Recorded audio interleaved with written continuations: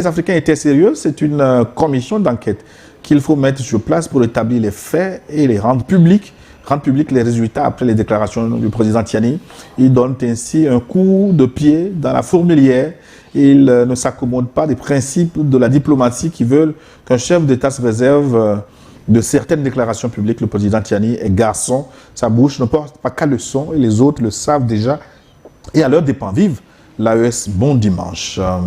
Merci de ce message, c'est Gilbert qui nous écrit de France.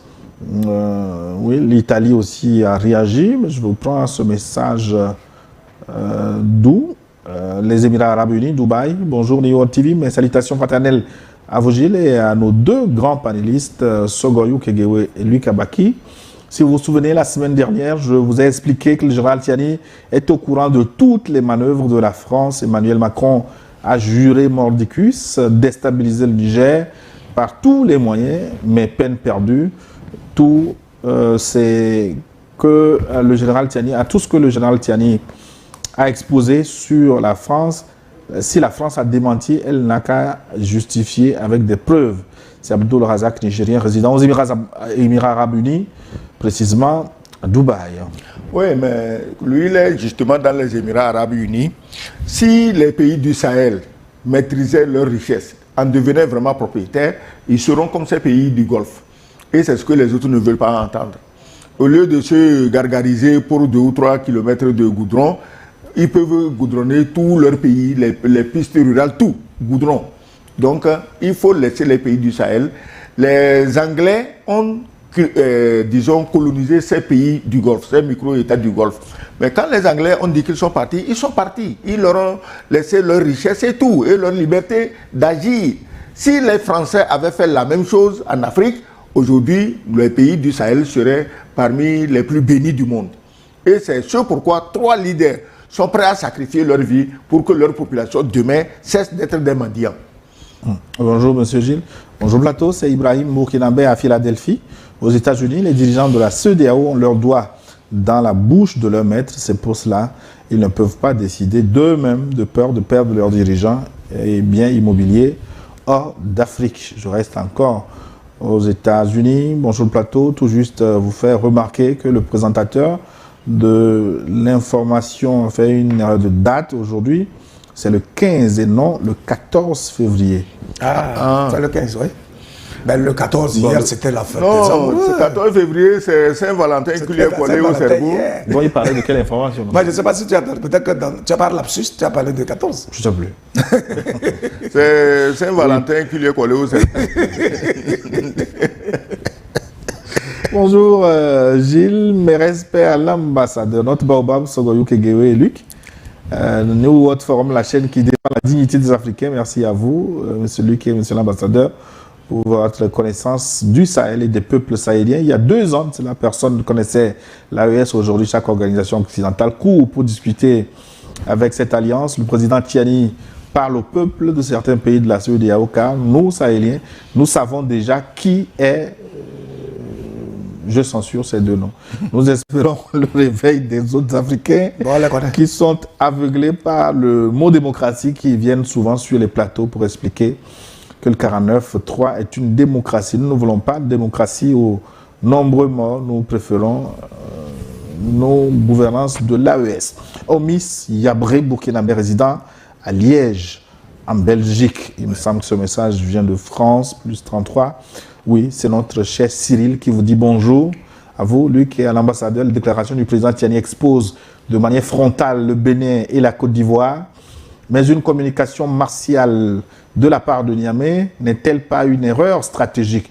La France n'attend que le moindre prétexte pour légitimer une confrontation ouverte avec l'AES. À mon sens, l'AES gagnerait à laisser le coq s'étrangler dans son propre vacarme sans lui offrir l'occasion qu'il recherche. La France a testé avant-hier un missile balistique tiré depuis un sous-marin. Est-ce un hasard? Face à cela, la seule voie lucide pour l'AES est de se concentrer sur son développement, de solidifier ses propositions et de poursuivre méthodiquement le renforcement de sa défense. Excellent dimanche à tous. C'est Cyril qui Personne n'est allé en France pour faire la guerre. Même si le Niger dit déclarer la guerre à la France, c'est déclarer la guerre à la France qui viendrait pour envahir le Niger. Ce n'est pas pour faire paquetage avec 850 soldats, avec nourriture et argent pour aller envahir la France. Le Niger n'est pas dans ce schéma. Mais si vous attaquez le Niger, appelez-vous France, appelez-vous n'importe quel pays vous voulez, mais le Niger fera la guerre. C'est tout à fait normal. Le Niger n'est pas à la recherche de la guerre. L'AES n'est pas à la recherche de la guerre. Ils sont à la recherche du développement pour leur population. Ceux qui veulent leur amener la guerre veulent, disons, freiner ce développement au bénéfice des populations. Et les dirigeants de l'AES ne se laisseront pas distraire. Ils iront aux armes quand ils sont obligés, quand ça devient une question de vie ou de mort pour eux et pour leur population. Donc, c'est normal qu'ils disent que la France va trouver un prétexte. Mais n'oubliez pas, nous sommes dans un monde multipolaire. Si la France teste des missiles, c'est bien. Mais il y a missile dans missile. Hein. Et puis, non, je pense qu'il parle de la communication, de ce langage très franc et direct qu'il lui reproche parce qu'il estime qu'on peut trouver des poux dans un crâne rasé à partir de ce type de langage. Non. Vous savez, quand un dirigeant parle, il parle au nom d'un peuple. Mais il parle en même temps à ce peuple-là. Et de façon élargie à tous ceux qui pourraient écouter et comprendre justement la cause que lui, il est en train de défendre. À travers ce langage-là, le général Tchiani mobilise des consciences autour de la cause des pays de l'AES. C'est ce qu'il faut comprendre sur le plan stratégique, en termes de communication. C'est ce qu'il faut comprendre. Ça veut dire que si jamais une puissance quelconque, si grande soit-elle, prenait prétexte sur ce qu'il dit pour créer des représailles, etc., la conscience est déjà mobilisée. Et donc, la preuve, c'est que nous sommes ici en train de relayer ce qu'il a dit, on décortique cela et on continue à mobiliser ces gens de conscience. Donc, les dirigeants de l'AES ne sont pas allés à Harvard, ils n'ont pas fait les sciences politiques, ils sont tout simplement naturels. Ils appréhendent l'environnement, le réel, et ils le transmettent comme tel. C'est ce qui explique qu'il y a une telle mobilisation, une chaîne d'ensemble derrière eux, et qui constitue véritablement leur force aujourd'hui. Il y a un adage qui dit qu'on ne change pas une équipe qui gagne. Donc, si la stratégie permet de mobiliser les consciences, je pense qu'il faut continuer par là parce que ça nous permet de nous émerveiller et d'être conscients des enjeux du moment, de tout ce qui se conspire contre les Africains, contre les panafricains, j'allais dire, pas contre tous les Africains qui se montrent véritablement humains. Voilà. Les messages venant d'un peu partout. Hein. Les prochains messages nous viennent de Mayotte. Après Mayotte, je vais vous relayer un message du Burundi. Après le Burundi, les Pays-Bas. Oui, vous êtes écouté de par le monde entier. C'est le monde dans son ensemble. Pays-Bas. Ah, d'accord. Hollande. Un très beau pays. Bonjour à tous. S'il vous plaît, arrêtez de dire que les dirigeants africains sont soumis à Macron. Nos chefs d'État sont soumis aux oligarques locaux qui ne voient que leurs profits. Les oligarques africains se foutent royalement du peuple. Ce sont eux qui soutiennent nos présidents. C'est Boban qui nous envoie ce message de Mayotte. Oui, on est sous des cieux différents. Et il parle par rapport à ce qu'il voit ou par rapport à ce qu'il vit. Mais nous, en Afrique de l'Ouest, on n'a pas encore des oligarques capables de soutenir des régimes. C'est vrai, ils ne sont pas tous pauvres. Il y a des gens qui ont l'argent qui peuvent soutenir les régimes. Aujourd'hui, au Burkina Faso, les hommes d'affaires, des plus prestigieux aux plus humbles, se sont mis d'accord pour aider à construire le Burkina. C'est-à-dire qu'ils cotissent de l'argent, ils mettent de l'argent et ça sert à construire le Burkina et non à renforcer un régime contre son peuple. C'est le contraire. Donc, si tu vous là-bas, il y a des oligarques, il ne faut pas chercher loin pour trouver d'où ils viennent. Même les puissances occidentales, on ne va pas dire que Trump est libre de ses choix. Il dépend des oligarques américains. Macron dépend des oligarques français, etc., etc. Mais chez nous, malheureusement, si vous voulez, il n'y a même pas... Tu as vu les dossiers Epstein, on voit bien qui dépend de qui. Ah bah là, donc, voilà. Bonjour, cher Boko. Maintenant, c'est le Burundi et le brillant plateau. La France attaque et pille les pays de l'Afrique depuis plus de 5 siècles. Avec l'esclavage, la traite négrière depuis le XVIe siècle, la colonisation depuis le XVIIIe siècle et la néocolonisation qui dure depuis les années 60. La France n'est pas encore rassasiée de ressources naturelles africaines.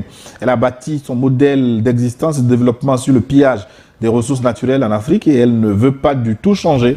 Il faut la foutre dehors, de gré ou de force s'il le faut. Sinon, les colonies pseudo-indépendantes de la France en Afrique subsaharienne seront dans 200 ans comme Haïti aujourd'hui. Voilà. Haïti aujourd'hui est le véritable miroir de ce que sera les néocolonies françaises en Afrique subsaharienne si rien n'est fait pour chasser définitivement la France de l'Afrique subsaharienne. C'est Nzengi Mussien Marie à partir de Bujumbura au Burundi, capitale politique de l'Afrique pendant 1 an. Merci, voilà, mon cher.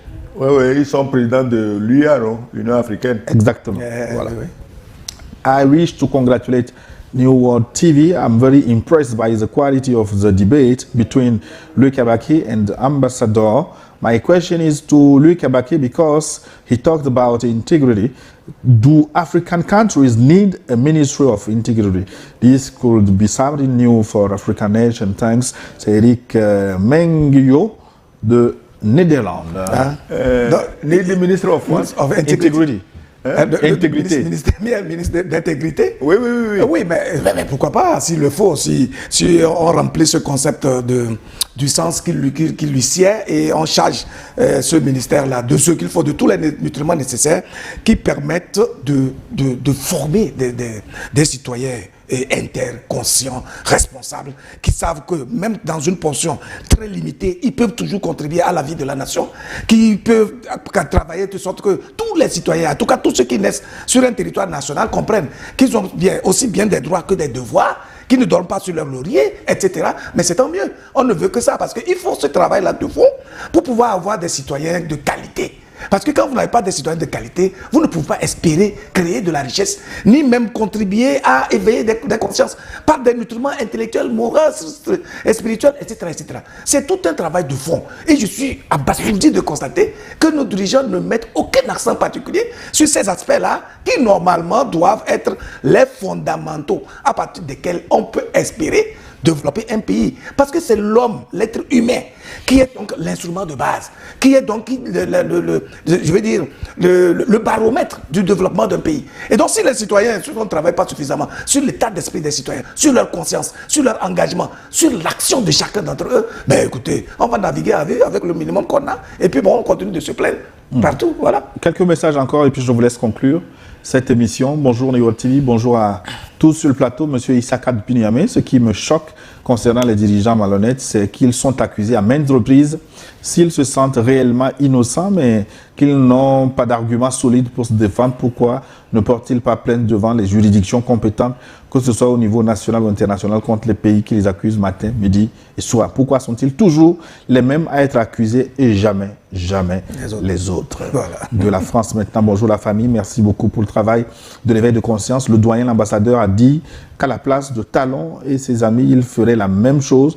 Le connaissant, je ne pense pas, je pense plutôt que c'est l'heure pour ces valets locaux de venir trouver refuge dans l'AES en changeant de mentalité avant qu'il ne soit trop tard. L'unité, ce n'est pas de l'uniformisme, mais c'est ce que l'AES nous montre. L'union fait la force. Arnaud depuis Bordeaux, en France. Le plus 218, c'est la Libye. La Libye vous écoute également. Et bonjour Gilles, bonjour Louis Kabaki. C'est dommage. Bonjour tonton Sogoyou Kegewe, comment allez-vous? Je veux juste dire merci beaucoup pour tout ce que vous faites pour les Africains noirs. C'est vraiment extrêmement important d'éveiller les consciences de la population africaine, car les dangers qui nous guettent sont énormes et visibles à l'œil nu.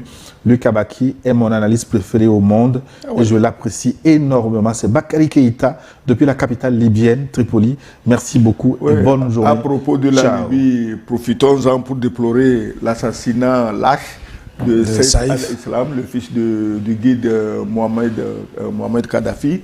Ce type a été appelé à réunifier la Libye, mais lâchement encore, ils l'ont assassiné. C'est ce qui est vraiment regrettable. Ce n'est pas la première fois. À Zentane, où on l'a tué en 2011, au moment de la guerre en Libye.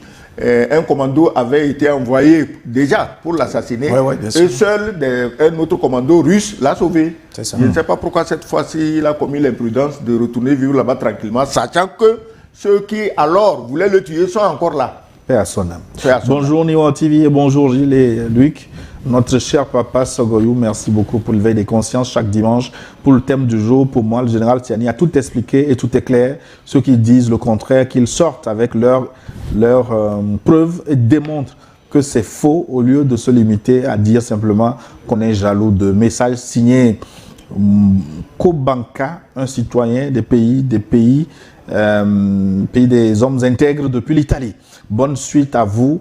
Buona giornata il mio amico Gilles. Voilà. Malheureusement, je ne comprends pas italien. Non, non, du tout. Bah, simplement, il dit bonne journée à mon ami Gilles. Hein. Bonjour, mio amico. Alors, Mbote Gilles, ainsi qu'à toute l'équipe de Niwa TV, mes hommages à Tonton Luc et Papa Sogoyou. L'Alliance des États de l'AES a des moyens pour riposter, mais elle ne le fait pas par expérience et par souci des populations de ces États va-t-en guerre. Elle sait que ces États pourraient devenir des champs de guerre. Le vrai danger, ce sont les terroristes qui se retourneront contre ces États vassaux dès que des dirigeants souverainistes prendront le pouvoir. Ils sont encore très nombreux, les messages et les contributions qui nous sont venus, mais on ne pourra pas tous les égrener. On va conclure cette émission. Luc Abaki, on a écouté Tieni, on l'a décrypté, on l'a analysé. Ouais. La suite. Non, c'est de dire, d'abord, c'est de le féliciter pour son naturel, son courage et la nouvelle méthode qu'ils ont adoptée qui consiste à dire simplement la vérité à leur peuple. Parce que là, lorsque vous travaillez au nom d'un peuple, vous devez pouvoir le renseigner sur les défis auxquels vous faites face et ce qui les attend concrètement.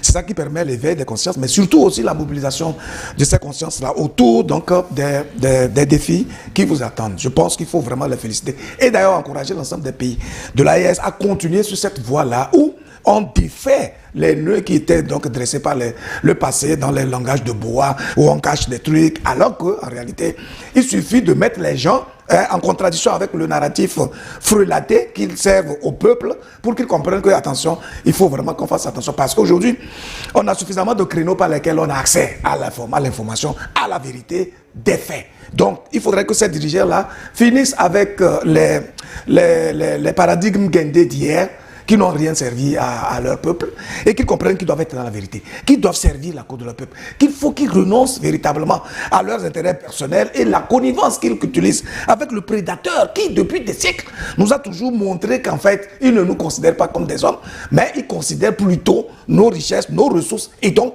il est prêt à les piller à n'importe quel prix. Ce serait donc insensé, inintelligent pour un dirigeant qui a la responsabilité de construire tout un peuple, toute une nation, de renoncer à cette mission juste parce qu'il pense qu'en ce continent, avec les prédominances extérieures, il pourrait se faire une place de choix au soleil.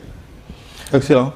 Oui, moi, j'allais dire que, en général, les militaires, du plus humble soldat jusqu'au plus gradé général ou maréchal, ils n'aiment pas la guerre parce qu'ils savent ce que c'est. Quand on dit guerre, là, eux, ils savent ce que c'est que la guerre.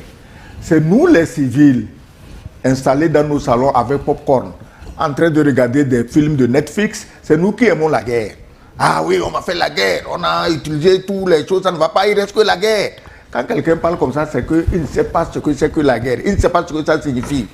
Donc c'est pour dire que si le général Tiani en parle matin, midi, soir, c'est pas qu'il a peur de la guerre, mais c'est parce qu'il sait ce que c'est que la guerre. Quand il vous a cité son itinéraire à travers une Côte d'Ivoire ensanglantée, c'est qu'il a vu des choses qu'il n'aimerait pas qu'ils se répètent, ni dans son pays, ni dans l'AES, ni dans aucun autre pays de la sous-région ouest-africaine. Donc malheur à celui qui croirait que le général là, il a peur, donc on va en profiter, on va les attaquer. Non. Donc le général Tiani fait un travail pour instaurer la paix. C'est un appel à la paix qu'il lance matin, midi, soir, parce qu'il sait ce que c'est que la guerre. Et je crois que c'est là-bas que nous devons le soutenir. Quant au va-t-en-guerre, avec 850 militaires ou avec combien de militaires déjà prêts, contingent. On leur dit de penser à leur population. Eux, les avions sont déjà prêts avec des stocks d'or et d'argent pour les évacuer là où nous savons, mais les populations, les millions et millions d'habitants de leur pays n'ont pas cette chance. Son Excellence Sogoyou Kegewe.